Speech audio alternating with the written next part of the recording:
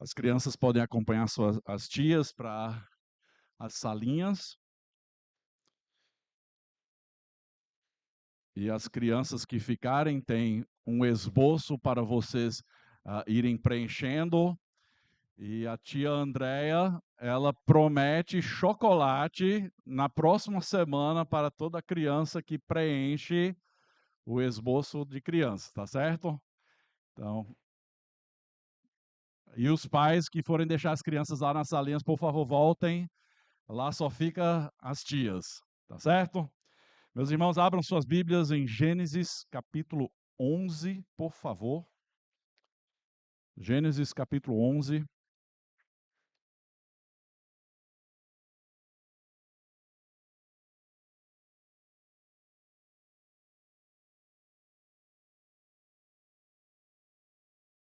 Se eu não me engano, eu creio que nós estamos na 8ª semana da nossa série, nos primeiros 11 capítulos de Gênesis, uma série sobre o princípio de tudo.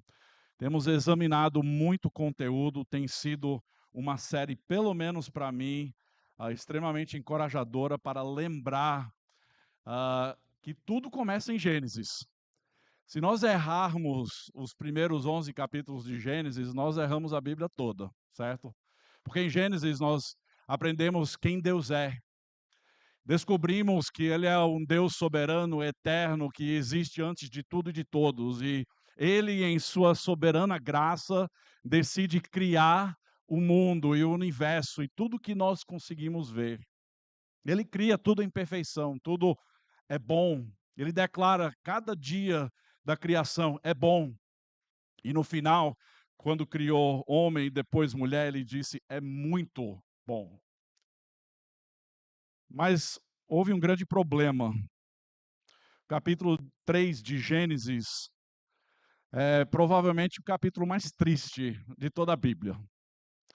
Porque é um Deus que criou tudo em perfeição, tudo organizado, tudo bem detalhado, se corrompeu devido à queda humana, o pecado humano. O homem e a mulher escolheram desobedecer uma ordem clara dada por Deus. Vocês podem comer de todas as árvores do jardim, menos de uma. A árvore do conhecimento do bem e do mal, porque no dia em que desta árvore comerem, certamente morrerão. O que é que eles fizeram? Eles ouviram a voz da serpente, caíram em tentação, tomaram o fruto, comeram. E desde então, toda a humanidade e a própria terra está debaixo da maldição de Deus. A queda humana é a nossa realidade. Vivemos no mundo quebrado, no mundo imperfeito devido às sequelas do pecado. Então, isso é o que nós temos visto até aqui.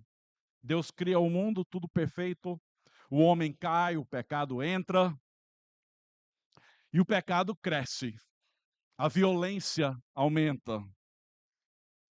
E Deus julga, ele envia um dilúvio para destruir toda a terra, mas ele salva a família de um homem, Noé. Noé, sua esposa, seus 3 filhos e suas 3 noras. Deus em graça resgata alguns, aquele que permanece fiel a Deus, que anda com Deus, o homem que encontrou graça nos olhos do Senhor. E Deus recomeça tudo com Noé e com sua família. Mas nós vimos na semana passada que, ainda assim, o problema não deixou de existir. Porque até Noé, sua esposa, seus filhos, suas noras, eram pecadores. Romanos 3:23 nos lembra que todos pecaram e carecem da glória de Deus. É a realidade humana. E por isso, nós vimos novamente na semana passada o pecado começando a aparecer. Os vestígios do pecado, as evidências da queda. E Deus deu uma ordem clara a Noé, sua esposa, seus filhos, multipliquem-se e encham a terra. Assim como ele havia falado para o homem e a mulher. Uma ordem simples, uma ordem clara, uma ordem direta. Multipliquem-se e encham a terra. Mas o ser humano ainda tem esse problema, né? Esse problema que é desobediência, um coração enganoso. A desgraça do pecado continua presente. O ser humano sempre acha que sabe fazer melhor do que Deus. Agora vamos ao capítulo 11 hoje. Meus irmãos, se eu perguntasse para você hoje o que você está construindo na sua vida, o que é que você está construindo? Aqui temos uma evidência clara de uma construção, né? É possível olhar aqui, temos uma construção que está subindo. Mas a realidade é que todos nós estamos construindo alguma coisa em nossas vidas.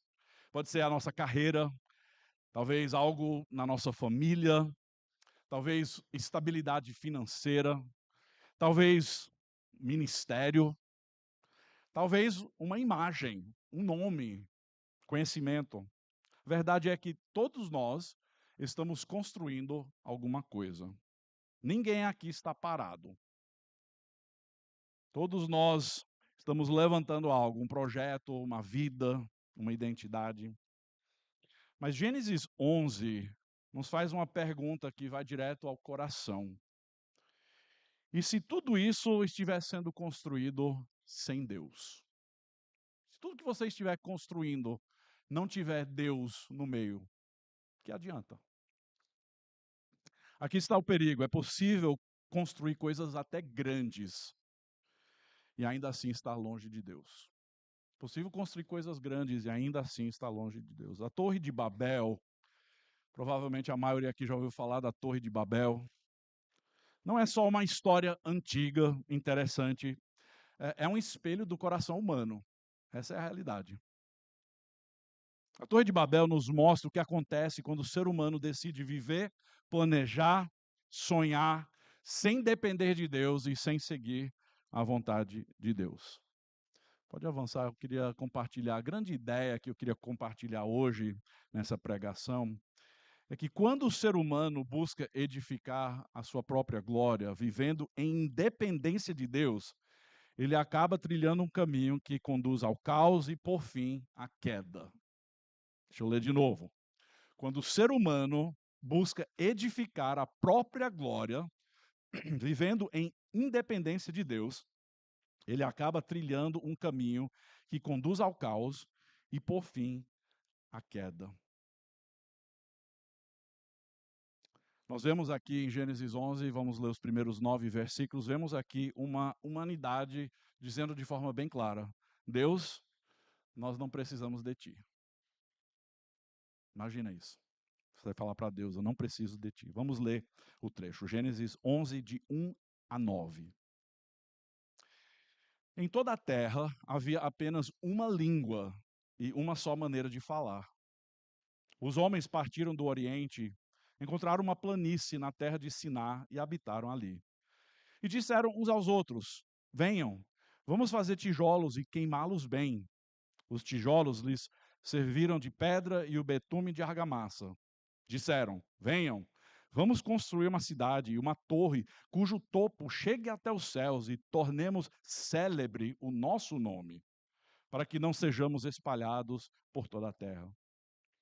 Então o Senhor desceu para ver a cidade e a torre que os filhos dos homens estavam construindo. E o Senhor disse: Eis que o povo é um, e todos têm a mesma língua. Isto é apenas o começo. Agora não haverá restrição para tudo o que planejam fazer. Venham, vamos descer e confundir a língua que eles falam, para que um não entenda o que o outro está dizendo. Assim o Senhor os dispersou dali pela superfície da terra e pararam de edificar a cidade. Por isso a cidade foi chamada de Babel, porque ali o Senhor confundiu a língua de toda a terra, e dali o Senhor os dispersou por toda a superfície dela. Vamos fazer uma oração, pedir a direção de Deus no nosso tempo juntos? Senhor bondoso, Senhor soberano, Deus criador de todas as coisas, nessa manhã, ao lermos esse trecho e estudarmos um pouco esse relato, Pai, nós primeiro confessamos que nós somos falhos, o nosso coração é enganoso, e quantas vezes nós não fazemos exatamente como esse povo aqui em Gênesis 11, tentando construir ou edificar alguma coisa em nossas vidas sem a Tua direção, sem a Tua presença.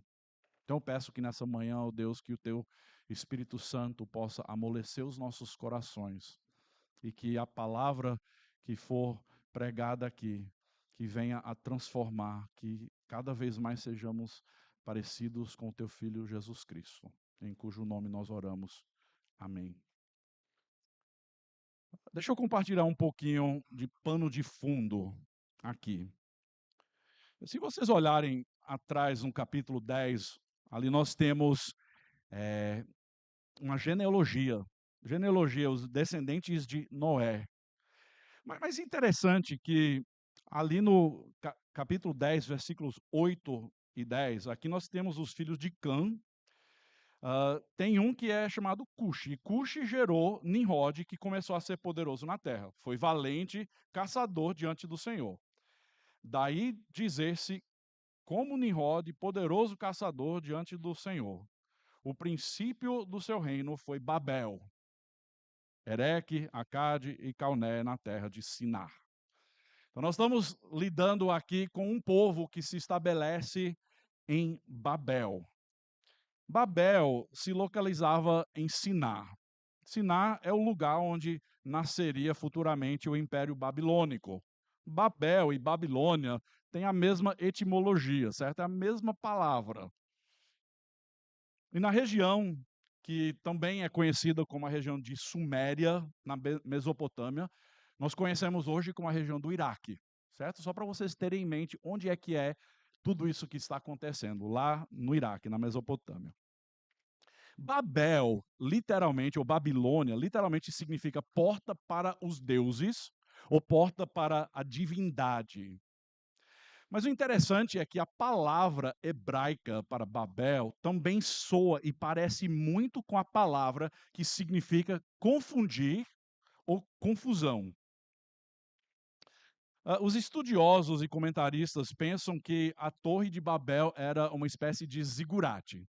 Se vocês já estudaram a história antiga do mundo, vocês sabem que zigurates eram essas edificações que pareciam como pirâmides, e a intenção era de ter esses templos, essas edificações, onde o povo pudesse alcançar os deuses, certo? Então, literalmente, os zigurates eram lugares onde o povo poderia ir para alcançar os deuses, os céus, podemos dizer. Uh, Parece-se como uma montanha artificial, com uma escada que sobe ela inteira e vai até um cômodo na parte superior, onde ali estava um quarto que era chamado o Portal dos Deuses. Isso nos zigurates, certo? E ali um sacerdote subia para levar alimento, para levar ofertas, oferendas, e ali ele depositava com a expectativa de que um dos deuses desceria e ali se encontrasse com o povo de alguma forma e se agradasse do que havia sido feito. Então, o deus ou a deusa poderia também, por vez ou outra, descer a escada para visitar a humanidade ao redor do zigurate, observando todos os cidadãos.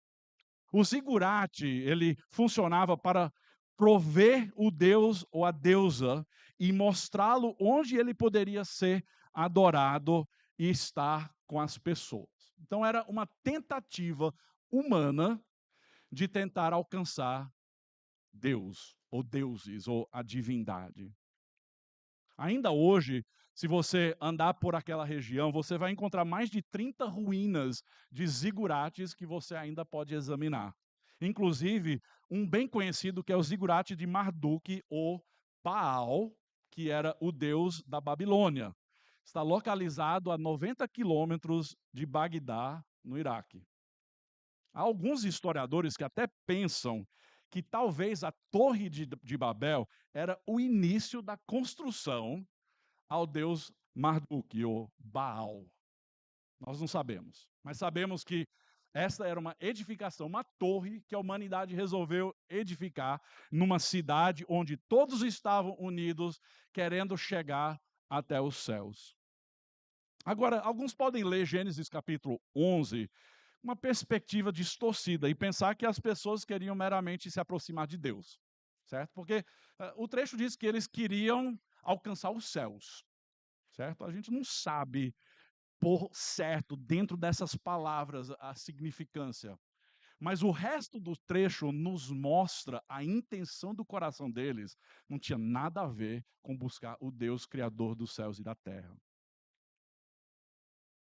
Então, se a Torre de Babel fosse um zigurate na Mesopotâmia, o que o próprio nome até indica, né, um portal para os deuses, é mais provável que esse ato tenha sido um ato de idolatria e não um ato de um povo querendo buscar o Deus criador dos céus e da terra. Isso a gente vai ver ao examinarmos esse trecho de forma mais clara. Pode avançar. Acho difícil ver, pode avançar mais um. Ah, também é difícil ver. Aí é só um desenho de como era um zigurate.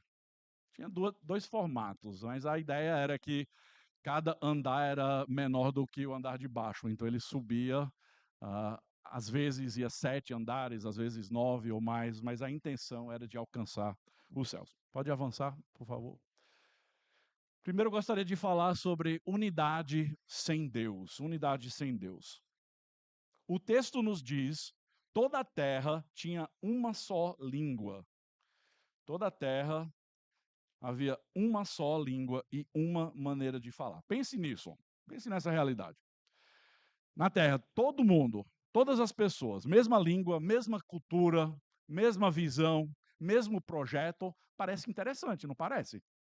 Tem muita gente que busca isso hoje. Uma espécie de unidade ah, internacional. À primeira vista, isso parece ser um negócio muito interessante, até maravilhoso. Mas deixa eu fazer uma pergunta para vocês. Eles estavam unidos em volta do quê? Qual era a unidade deles? Porque unidade por si só não é uma virtude. A gente tem que ter muito cuidado. Uma multidão pode estar unida e ainda assim estar completamente errada. A gente viu isso na Alemanha, com Adolf Hitler, e um império que se levantou e matou mais de 6 milhões de judeus. Unidade, mas totalmente errados. Pode avançar. Uma sociedade pode estar alinhada e ainda assim estar distante de Deus. A unidade por si só não é evidência de virtude nesse povo. Eles tinham uma só língua, uma maneira de falar, estavam unidos, fazendo um projeto, mas eles não estavam unidos no propósito correto, que é buscar a Deus. Até igrejas podem estar unidas, mas fora da vontade de Deus. Já pensou nisso? Até uma igreja pode estar unida, mas fora da vontade de Deus. Então vamos adiante. Esse povo se estabelece em Sinar. E Sinar, ao longo das Escrituras, melhor conhecido como Babilônia, vai se tornar símbolo ou retrato de orgulho, de idolatria e de oposição a Deus. É o povo que a gente vai mais ver se opondo ao povo de Deus. Então aqui está uma verdade importante para nós gravarmos em nossas mentes. Unidade sem Deus não produz vida. Produz, na verdade, rebeldia. Unidade sem Deus não produz vida, produz rebeldia, produz desobediência. E isso continua até nos dias atuais.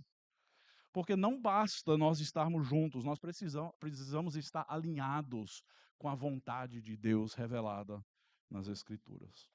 Então, esse é o primeiro ponto. Unidade sem Deus. Segundo, orgulho e autossuficiência. O trecho continua, versículo 3. E disseram alguns, uns aos outros: venham, vamos fazer tijolos e queimá-los bem. Interessante, né? Vamos fazer tijolo. E tem aí uma pilha enorme de tijolos prontos para levantar o resto desse auditório. Os tijolos lhes serviram de pedra e o betume de argamassa. Disseram: venham, vamos construir uma cidade e uma torre cujo topo chegue até os céus e tornemos célebre o nosso nome, para que não sejamos espalhados por toda a terra. Vocês observam aí algumas coisas? Venham, vamos nós fazer. Venham, vamos construir. Vamos tornar o nosso nome. Nós não vemos Deus aqui no meio dessa história. A gente vê um povo voltado para si, um povo orgulhoso, um povo autossuficiente. Vamos construir, vamos subir, vamos fazer. Deus não é consultado, aparentemente Deus não é necessário para esse povo. Deus não é desejado, não é um povo que busca de fato a Deus. E o texto revela o coração deles. Primeiro, vamos construir uma cidade. Pode avançar. Vamos construir uma cidade.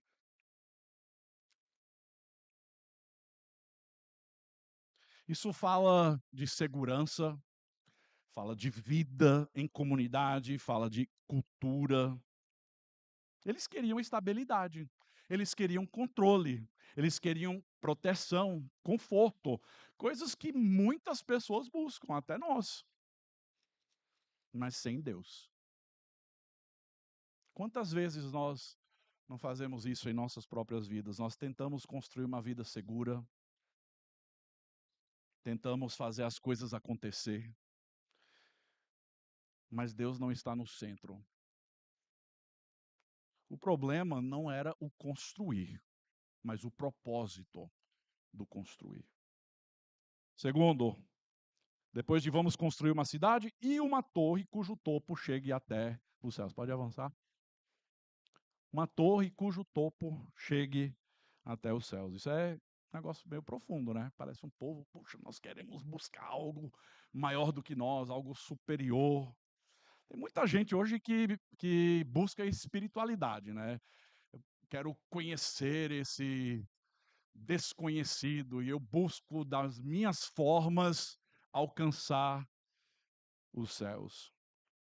Aqui o povo não está diretamente negando a existência de Deus. Não está de forma direta negando a existência de Deus. Eles querem chegar até os céus, até o divino, mas do jeito deles. Eles querem subir, eles querem fazer, eles querem chegar. Aqui nós não encontramos corações submissos, nós não encontramos corações dependentes de Deus, nós não encontramos obediência a qualquer instrução que Deus já havia dado no passado. De certa forma, nós podemos chamar isso de religiosidade, mas sem corações rendidos. É o que mais se tem no mundo por aí hoje. Pessoas correndo atrás de religião, correndo atrás de espiritualidade, mas não buscando ao Deus verdadeiro, não se rendendo ao senhorio de Jesus Cristo. Melhor ainda, nós podemos chamar isso de idolatria. Porque qualquer um que busca algo a não ser Deus é idólatra. Simples. Então o povo queria chegar ao divino, mas do jeito deles. Pode avançar. Terceiro, depois de vamos construir uma cidade, vamos construir uma torre que chega até os céus e tornemos célebre o nosso nome. O que é que significa célebre? Fama, né? Eu quero ser famoso. Parece o dia de hoje, né? Todo mundo querendo os seus 30 segundos de fama, com vídeos, YouTube, Instagram, seja o que for, todo mundo querendo fama, querendo ser conhecido, querendo ser alguém. E aqui o coração do povo estava exposto, de forma muito clara. O propósito, a intenção deles era o eu, era o orgulho. O coração humano quer significado sem Deus. A busca por glória e fama, a busca por reconhecimento. Pode avançar, Gustavo, por favor. Isso é um reflexo da humanidade de forma geral, depois da queda. Pessoas que querem agradar a si mesmas, pessoas que querem ser conhecidas, pessoas que querem posição, pessoas que querem recursos, pessoas que querem poder. Mas o pior de tudo é que essa autoexaltação, no fundo, é uma tentativa de substituir Deus, de tirar Deus do seu devido lugar. Isso não muda. Hoje isso aparece em carreiras. Pessoas que dedicam toda a sua força, todo o seu tempo, tudo que tem para a sua carreira, para alcançar algum objetivo profissional. Redes sociais, como eu já falei, não preciso nem mencionar, mas as horas e horas desperdiçadas diariamente, inclusive por crentes, vendo nada. Isso é um reflexo. Procura por status, né? Ser alguém, ter posição social. A gente até vê isso às vezes no ministério. Até no ministério. Porque a verdade é que é possível servir a Deus e ainda assim querer glória para si. É um reflexo do nosso coração. A verdade é que o maior rival da glória de Deus não é Satanás, é o nosso coração enganoso, o nosso coração orgulhoso, é o nosso ego. Pode avançar, Gustavo. Quarto propósito deles, além de construir uma cidade, construir uma torre, tornar seu nome célebre. Aqui nós temos a razão de tudo isso, para que não sejamos espalhados por toda a terra. Interessante, né? Deixa eu fazer um contraste disso com o que eu acabei de ler no capítulo 10. Desculpa, capítulo 9. Eu mencionei. Deixa eu ver se eu encontro. Capítulo 9, versículo 1. Deus abençoou Noé e seus filhos, dizendo: sejam fecundos, multipliquem-se e encham a terra. É o que eles estão fazendo aqui? Um capítulo depois, a gente não sabe exatamente o tempo, mas é o que o povo está fazendo? Respondam. Não. O que é que eles estão fazendo? Para que não sejamos espalhados, nós queremos estar concentrados, queremos estar num lugar só, nós queremos que o nosso nome seja conhecido, queremos fazer o nosso jeito de alcançar os céus, de alcançar o divino. Isso é desobediência direta. O povo está dizendo não para Deus, de forma muito clara. Nós não vamos fazer isso. Nós vamos ficar por aqui mesmo. A gente vai fazer do nosso jeito. Eles queriam segurança fora da vontade de Deus. E às vezes a gente pensa que independência é uma força, é uma coisa boa. Mas independência de Deus, no fundo, é desobediência, é rebeldia, nada mais. Você está vivendo independente de Deus para a sua fama, para os seus propósitos. Isso é desobediência.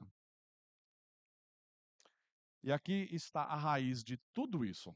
Podemos voltar para o capítulo 3 de Gênesis e ver a mesma coisa acontecendo no pecado do homem e da mulher. Pode avançar? Mais um, por favor. Mais um. Pronto. O pecado não começa com ações erradas. Certo? O pecado não começa com ações erradas. Começa com o coração independente de Deus. Com o coração dizendo, eu quero o meu jeito. O Senhor disse que é para ser assim. O Senhor disse que eu não devo comer da árvore do conhecimento do bem e do mal, porque se no dia em que eu comer eu morrerei, eu acho melhor, porque eu ouvi a voz da serpente dizendo que no dia em que eu comer, os meus olhos vão se abrir e eu vou conhecer e ser como Deus. Então eu achei melhor fazer do meu jeito, fazer a minha vontade. Isso começa no coração. Não foi só o ato de pegar aquela fruta e comer. Foi um ato partindo de um coração que havia se rebelado contra Deus, dizendo: a tua vontade não é a melhor para a minha vida. Meus irmãos, todo pecado é isso. É você dizer: eu acho que isso é melhor para mim do que o Senhor está me dizendo. E Deus diz: não, isso vai levar à destruição. Isso vai levar a algo pior. Isso vai levar à ruína, ao caos. Você diz: não, mas eu quero isso para mim agora. Isso é o coração humano. Pense na sua vida. Quantos planos você já não fez sem oração? Quantas decisões você já não tomou sem ler a palavra? Muitas pessoas, até que se chamam crentes, vivam vidas como se fossem ateus práticos. Sem dependência real de Deus, sem buscar a vontade de Deus, sem conhecer a Deus, sem amar a Deus. Eu queria ler um trecho rapidamente em Jeremias capítulo 17, porque aqui Deus dá um alerta ao povo de Judá. Esse alerta seria muito bom nós gravarmos, porque fala diretamente a esse problema do coração humano. Jeremias capítulo 17, versículos 5 a 8. Assim diz o Senhor: maldito aquele que confia no ser humano, que faz da carne mortal o seu braço e cujo coração se desvia do Senhor. Porque ele será como um arbusto solitário no deserto e não verá quando vier o bem. Pelo contrário, morará nos lugares secos do deserto, na terra salgada e inabitável. Mas vê o contraste.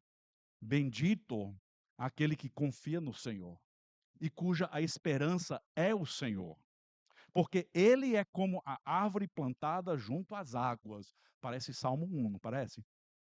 Que estende as suas raízes para o ribeiro e não receia quando vem o calor, porque as suas folhas permanecem verdes e no ano da seca não se perturba, não deixa de dar fruto. Então Deus amaldiçoa aquele que busca a sua própria vontade, que é autossuficiente, que confia em si mesmo, que desvia a sua atenção do Senhor e da sua vontade. E o resultado é morte. O resultado é caos. Em contrapartida, aquele que confia no Senhor, aquele que ama o Senhor e que espera no Senhor, é aquele que vai ter uma vida frutífera, mesmo quando tudo ao redor está caindo aos pedaços. Veja o contraste. Você quer ser qual dessas pessoas? Você quer ser como o povo de Babel, autossuficiente, orgulhoso, ou você quer ser uma pessoa que confia no Senhor? Vamos avançar. Terceiro, que a gente vai ver a visão de Deus quanto a todo esse acontecimento. Poucos versículos, mas Deus não deixa quieto a situação. Assim como Deus viu toda a terra na época de Noé e viu que a violência havia aumentado e toda a intenção do coração humano era para o mal e para a violência, e Deus destruiu toda a terra, Deus vê tudo. Deus enxerga o que está acontecendo, mas o interessante é que ele não só vê as ações, ele vê o coração. Então o texto, versículo 5, diz assim: o Senhor desceu para ver a cidade e a torre que os filhos dos homens estavam construindo. Eu acho isso totalmente irônico. Não sei se você acha, mas pensa aqui comigo. Um povo orgulhoso, autossuficiente, está dizendo: nós vamos construir, nós vamos fazer e nós vamos chegar até os céus. E Deus diz o que? Nós precisamos descer até eles. Sabe por quê? Sim, Deus é um Deus perto, é um Deus presente. Mas se nós pensarmos sobre a existência de Deus, Deus como um ser, ele existe numa esfera, numa planície totalmente separada da nossa. Nós somos seres humanos, somos criaturas, somos fracos, somos pecadores, somos pequenos. Deus é grande, é exaltado, é todo-poderoso, é criador dos céus e da terra, conhece todas as coisas. Então o Senhor desceu para ver. Gente, não é que Deus é um ser humano, ele desceu uma escada, não é essa visão que nós temos que ter, é linguagem humana para nós entendermos a gravidade de Deus ser um Deus exaltado acima de tudo, de todos, que desce para ver o que o ser humano está fazendo. Os seres humanos dizendo: nós vamos alcançar o céu, mas Deus precisa descer para ver. Pode avançar?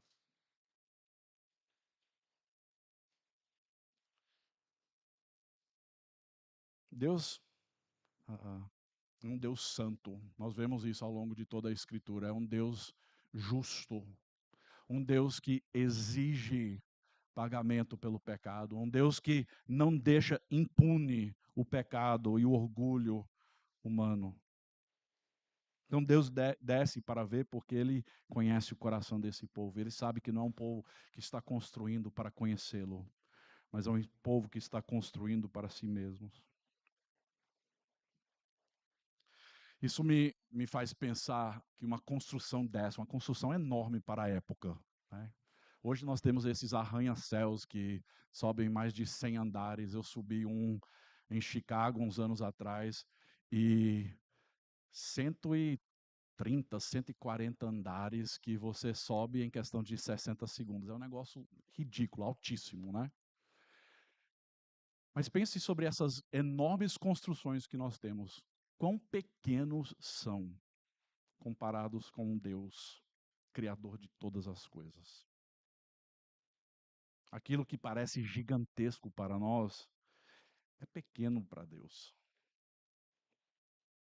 E Deus faz uma observação aqui no versículo 6: Eis que o povo é um, e todos têm a mesma língua. Isto é apenas o começo. Agora não haverá restrição para tudo o que planejam fazer. Isso aqui não é um elogio, não, viu, gente? Isso aqui não é Deus dizendo, puxa, é um povo forte, um povo capaz, vamos ver o que eles conseguem fazer. Não, isso não é um elogio, não, mas é um alerta.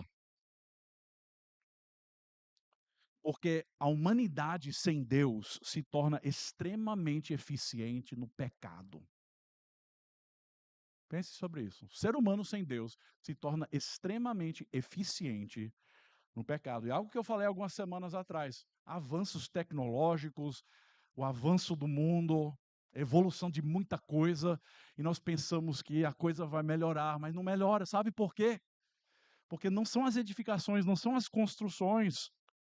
O coração distante de Deus vai constantemente correr para o pecado, para a ruína, para o caos. É um alerta. Ciência avançando, o que eles conseguem fazer hoje na medicina é impressionante. Inteligência artificial, gente, o que o nosso celular hoje consegue gerar de informação. Progresso em muitas áreas da vida, mas a violência e o pecado estão aumentando. Vocês estão vendo a violência diminuir ao nosso redor? Não. A realidade é que sem Deus o progresso não salva, só amplia o problema. Pode avançar. Ah, tá aí. Sem Deus o progresso não salva, só amplia o problema, que é o coração pecaminoso. Vamos para o quarto ponto. Aqui nós vemos Deus interrompendo os planos do povo. Deus não é indiferente ao pecado humano. Você pode pensar até quando o Senhor não vai fazer justiça, até quando, mas a verdade é que Deus não é indiferente ao pecado e ao orgulho humano. A gente vê Deus agir de forma direta aqui. Deus dizendo: venham, vamos descer e confundir a língua. Quem é esse venham? Um debate teológico aí. Provavelmente é a Trindade, é o Deus Pai, Deus Filho, Deus Espírito, dizendo: venham, vamos descer e confundir a língua que eles falam, para que um não entenda o que o outro está dizendo. Assim o Senhor os dispersou dali pela superfície da terra e pararam de edificar a cidade. Por isso a cidade foi chamada de Babel, porque ali o Senhor confundiu a língua de toda a terra, e dali o Senhor os dispersou por toda a superfície dela. Pense como foi isso. Num instante, de repente, eles não se entendem mais porque Deus confunde a língua. O seu irmão, seu vizinho, seu amigo, você não consegue mais se comunicar com ele, com ela, porque de repente vocês não se entendem mais, vocês não têm essa mesma unidade, esse mesmo conhecimento. Deus dispersou o povo por toda a superfície da terra. De um jeito ou de outro, Deus vai fazer sua vontade acontecer, não é verdade? Encham a terra, sejam frutíferos, multipliquem-se, enchem a terra. O povo disse: não, nós vamos ficar aqui, nós vamos subir, vamos fazer o nosso nome conhecido. E Deus disse: não, vocês vão se espalhar pela terra, assim como eu ordenei. O projeto deles trava, eles pararam de construir. Você pode olhar para isso e dizer: isso é juízo. Com certeza, é juízo. Mas, ao mesmo tempo, a gente vê aqui misericórdia de Deus, a gente vê um ato de graça. Porque Deus estava impedindo que o mal avançasse sem limites. Gente, isso é a graça comum de Deus, que ainda segura. Se o ser humano pudesse fazer o que queria fazer de forma desenfreada, era só destruição e só morte. Mas Deus ainda, ele segura. Ele interrompe caminhos que levam à destruição em muitos casos. O projeto que começou com orgulho agora termina com frustração. Um povo que queria edificar uma torre e uma cidade para que eles fossem famosos, agora eles param, eles ficam frustrados, a confusão e eles se espalham. Então, a pergunta que a gente pode fazer num trecho como esse: e se Deus não tivesse interrompido o que eles estavam fazendo ali? Pensem por um instante. E se Deus não tivesse interrompido, será que Deus estava preocupado que eles iam se tornar mais fortes e que iriam, de alguma forma, chegar mais próximo da estatura de Deus? De jeito nenhum. Impossível. Mas o orgulho teria crescido, teria aumentado, a rebeldia teria se fortalecido, o pecado teria dominado ainda mais e teria caminhado para exatamente como era nos dias de Noé.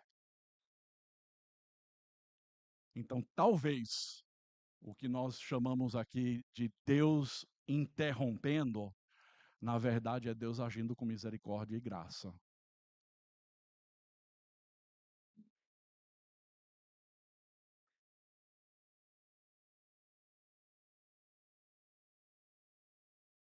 Quantas vezes Deus já fechou portas na sua vida e você ficou frustrado? Pensando, puxa, se eu tivesse conseguido aquele emprego, eu estaria ganhando mais, eu estaria numa casa melhor, estaria com um carro zero, eu estaria com isso, estaria com aquilo. Você ficou frustrado, mas talvez Deus estava interrompendo aquele projeto seu para lhe preservar de um coração mais orgulhoso, mais orgulhoso.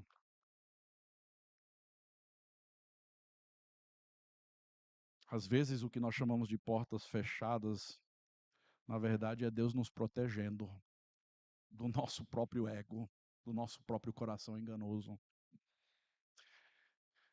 Então, pode avançar. Uma observação, mais um, pronto. Nem toda porta fechada é rejeição. Às vezes é a misericórdia e graça de Deus. A gente ora muitas vezes, Senhor, abre portas para isso, para aquilo, seja ministério, seja trabalho, seja família. E às vezes a porta não abre, a gente se frustra. Deus, mas estava aí, ó. O negócio seria tão bom se fosse desse jeito ou daquele jeito. Deus disse: não, confia em mim. Eu sei melhor do que você. Você é orgulhoso, você é autossuficiente, você tem que aprender a se humilhar, a confiar em mim e não em si. Agora, deixa eu rapidamente fazer uma conexão com o Evangelho, porque Babel, como nós sabemos, não é o final da história. Assim como Gênesis 3 não foi o final da história, assim como Gênesis 6 não foi o final da história. Em Babel, nós vemos o homem tentando subir para alcançar Deus ou os céus. Mas no Evangelho nós vemos Deus descendo na pessoa de Jesus Cristo, com graça, para nos encontrar na nossa condição, onde nós estamos, para nos perdoar e para nos salvar. Então lá em Babel a gente vê o homem tentando subir, Deus desce com juízo, mas em Jesus Deus desce com graça, com salvação, com perdão, com vida. Então, um contraste muito claro que nós podemos fazer é: em Babel, o homem tenta chegar até Deus. No Evangelho, Deus vem até o homem por meio de Jesus Cristo. Por quê? Porque nós não podemos chegar até Deus por nós mesmos. É impossível. Qualquer tentativa humana de chegar até Deus vai ser frustrada. Porque Deus é santo, Ele é perfeito. Nós somos pecadores, imundos. pequenos, mas Deus, no maior ato de amor e graça, Ele invadiu a humanidade por meio do seu Filho Jesus Cristo, que se encarnou, se tornou como um de nós, um ser humano, mas sem pecado. E Ele viveu uma vida perfeita, nunca pecou. Ele pregou o caminho, dizendo: eu sou o caminho, a verdade e a vida. Ninguém vem ao Pai senão por mim. E Ele foi crucificado, entregou sua vida por você e por mim, tomando o nosso lugar, pagando o preço que nós não podíamos pagar por causa do nosso pecado. Isso é graça, meus irmãos.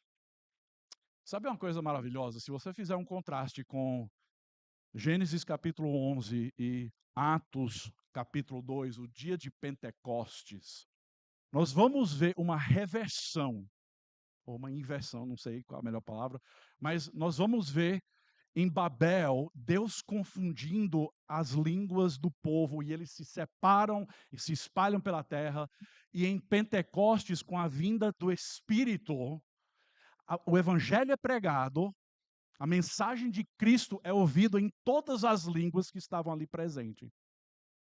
Então, aquilo que Deus confundiu, Pentecostes nos dá um vislumbre de esperança, porque é obra dele, não nossa. A graça vem dele, não é nossa força. A gente vê que a verdadeira unidade não vem do esforço humano, mas do Espírito de Deus. A verdadeira unidade. Meus irmãos, nós dizemos que como igreja nós somos um. Somos um por quê? Temos uma só fé, como Paulo escreve, temos um só Espírito, um só batismo. Mas a verdade é que nós somos um, não porque a gente pensa igual, não porque a gente fala igual, não porque a gente tem os mesmos sonhos, os mesmos desejos. Somos um por causa dele. A unidade é obra dele em nós. Deixa eu terminar com a grande pergunta. E daí? Que diferença isso faz para a sua vida e para a minha vida? Tem que ter uma aplicação prática, né? Pergunta: o que você está construindo hoje? Faça uma avaliação, uma introspecção. O que é que você está construindo hoje? Uma carreira, uma vida, um projeto? Pode ser até uma construção de uma casa, né, moça? Pergunta para você: Deus está nisso? Deus está no meio daquilo que você está tentando edificar, daquilo que você está tentando construir? Ou você está dizendo como o povo em Babel: eu consigo sozinho, eu faço do jeito que eu quero, são meus planos, meus sonhos, minha vida. Talvez você esteja construindo uma torre, uma coisa grande, né? Eu pensei até dessa construção aí que a gente está vendo subir.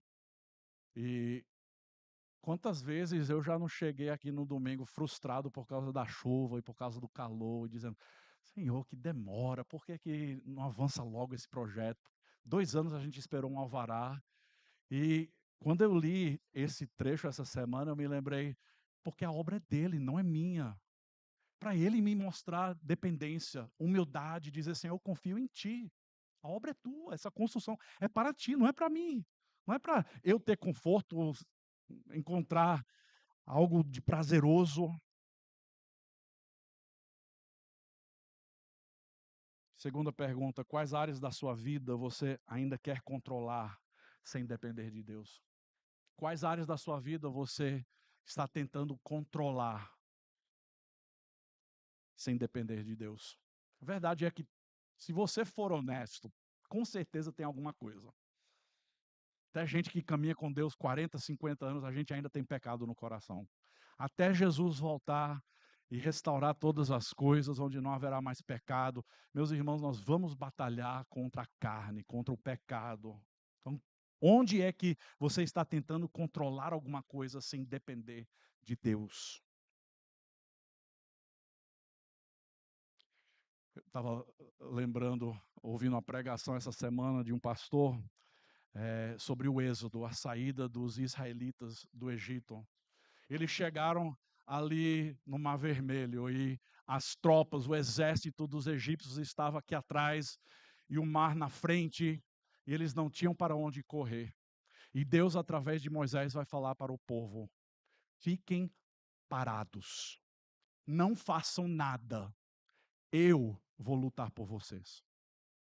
Meus irmãos, que é isso? Isso é a graça de Deus invadindo as nossas vidas, dizendo: você pensa que você pode alguma coisa, mas a verdade é que você tem que parar. Você tem que dizer: Senhor, eu confio em Ti, eu sei que o Senhor está no controle da minha vida. Terceira pergunta: você está buscando fazer o seu nome grande ou o nome de Deus? Você está tentando engrandecer o seu próprio nome ou você busca a glória de Deus na sua vida? Porque a verdade é que o maior propósito por qual nós fomos criados foi para glorificar a Deus. Nós existimos antes de qualquer outra coisa para engrandecer o nome do Senhor, para glorificá-lo em tudo. Então, são só algumas perguntas que, de forma bem prática, você pode olhar para o seu coração e dizer: Senhor, revele, me mostre as áreas onde eu preciso estar alinhado com a tua vontade, com a tua glória. Deixa eu concluir.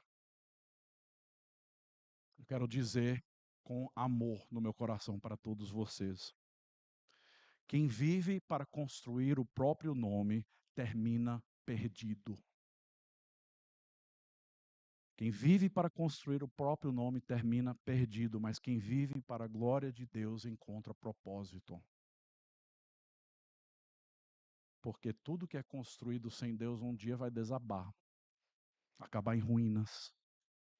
Salmo 127, versículos 1 e 2 diz: se o Senhor não edificar a casa, em vão trabalham as que a edificam.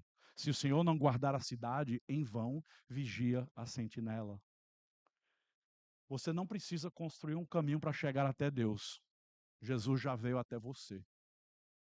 Certo?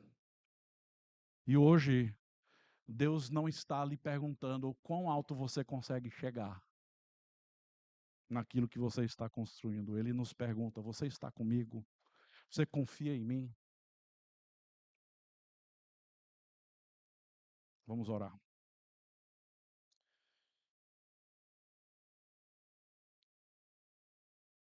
Senhor, perdoa-nos.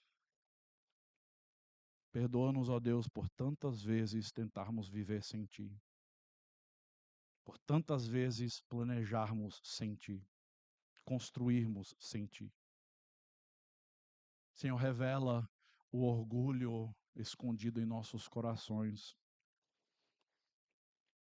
Senhor, interrompe aquilo que precisa ser interrompido por Tua graça. E nos ensina a viver uma vida onde Jesus Cristo é o centro de tudo. Senhor, que o Teu nome cresça, que o nosso nome diminua, que o Senhor seja exaltado, que nós sejamos humilhados. Essa é a nossa oração. Em nome de Jesus. Amém.